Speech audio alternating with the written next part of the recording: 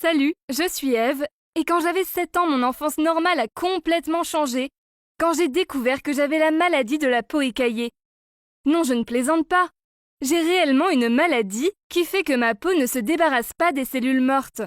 J'ai donc la peau qui gratte, et ça fait comme des écailles douloureuses. Avant que ma maladie de peau écaillée commence, j'étais une petite fille heureuse qui aimait jouer.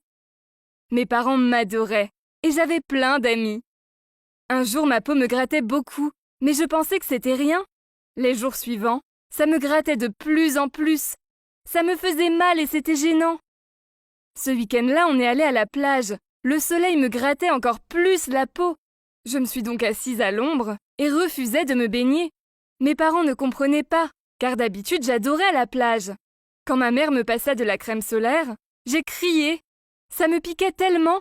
Ils m'ont tout de suite emmenée à l'hôpital, car ma peau commençait vraiment à gratter et devenait presque violette. C'est là que les médecins m'ont diagnostiqué une lichetose vulgaire, aussi connue sous le nom de peau écaillée. Après une semaine à l'hôpital, j'avais l'air d'un poisson sorti de l'eau. Je me souviens avoir fait la sieste un jour, et avant de me réveiller, j'avais entendu mes parents parler. « Eh bien, je ne garde pas une fille poisson. Elle ne pourra pas faire de concours de beauté maintenant. Regarde-la, » disait ma mère. « La seule solution est de la mettre dans une famille d'accueil alors, » disait mon père. Puis ma mère est partie sans même dire au revoir. Mon père m'a dit que la grande-tante de ma mère, Nessa, dont je n'avais jamais entendu parler avant, était malade et qu'il devait déménager en Australie, mais qu'à cause de ma maladie de peau, je n'avais pas le droit de voyager. Il a dit que lui et ma mère m'aimaient beaucoup, mais qu'une nouvelle famille s'occuperait de moi. J'étais bouche bée, j'étais une enfant effrayée, et j'avais besoin de mes parents plus que jamais, mais ils m'avaient reniée car je n'étais pas assez jolie. On m'a mise au foyer d'accueil de l'hôpital, où je partageais une chambre avec un garçon de mon âge qui s'appelait Ethan. Il m'a dit que j'étais jolie et n'a pas posé de questions sur ma peau. Ethan et moi, on est restés amis, et ensuite on a été ensemble dans le même lycée. Ma maladie était toujours présente, mais je m'en fichais, car Ethan s'en fichait. Je suis tombée amoureuse de lui. Quand j'étais près de lui, je me sentais invincible. Mes écailles douloureuses et qui me grattaient n'avaient plus d'importance, car à ses yeux, j'étais belle.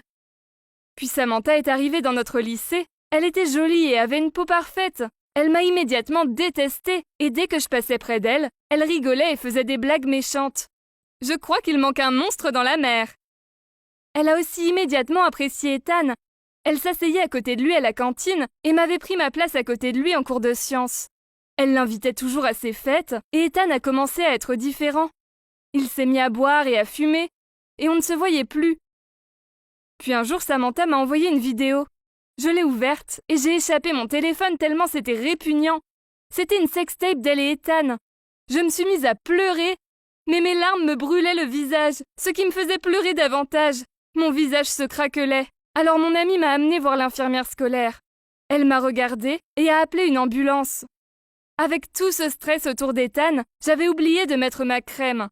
J'étais alors bloquée à l'hôpital avec une peau douloureuse, désemparée à l'idée qu'Ethan était avec quelqu'un d'autre, avec la Samantha parfaite. Ethan est venu me rendre visite. Il s'est excusé et a promis de ne plus sortir avec Samantha. Il m'a dit qu'il l'appréciait seulement parce qu'elle avait photoshopé une photo de son frère et moi. Il avait seulement su la veille et était vraiment désolé. Je lui ai pardonné, et on a commencé à sortir ensemble officiellement.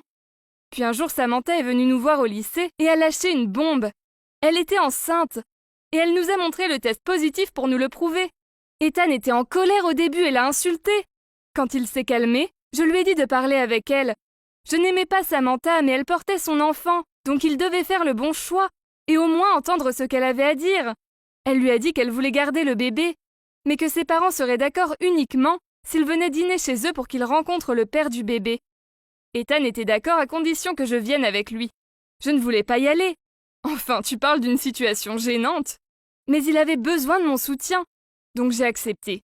La maison de Samantha me rappelait la maison de mon enfance, mais je ne m'en souvenais pas tant que ça, car j'étais très petite. Puis je suis entrée et suis tombée nez à nez avec mes vrais parents. Ma mère m'a regardée et a dit « On t'a abandonnée pour une fille plus jolie. Pourquoi est-ce que tu sors avec le fiancé de ma fille ?» Je ne pouvais même plus parler, respirer ou penser. C'était tellement horrible que je suis partie en courant. Ethan m'a suivie. Il m'a dit qu'il lui avait seulement dit qu'il l'épouserait sur un ton blagueur quand ils étaient saoul.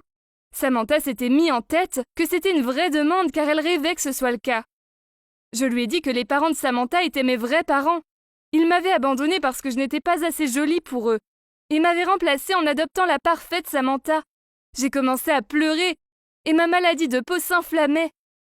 Ethan m'enlaça fort et me dit qu'à ses yeux j'étais parfaite. Puis il m'a demandé en mariage et même si je n'avais que 17 ans, j'ai dit oui.